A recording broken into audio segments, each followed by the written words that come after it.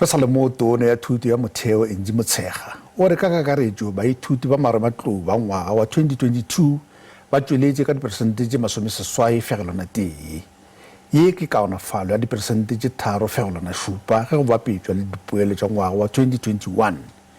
Diprovince ka go latelana ga tšona di šomile ka tsela ye.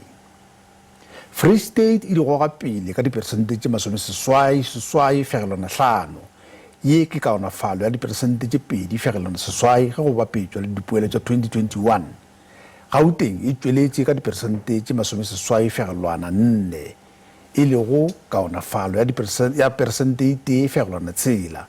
KwaZulu-Natal ke province ye e fitlheletše go kaonafalo e kaone ka diperesente 30 ye ke koketšego ya diperesente 6,2 ge go bapetšwa le dipoelo tša ngwaga wa 2021. Western Cape e fitlheletše 81.4% e le go koketšego ya 0.2% ge go bapetšwa le ngwageng wa 2021. Northwest e tšweletše ka diperesente 70,9 e leng kaonafalo ya diperesente 1,6. Province ya boraro ye e fitlheletše go kaonafalo e kaone ke ya Kapa Bohlabela ka diperesente 77,3 ye ke kaonafalo ya diperesente 4,2.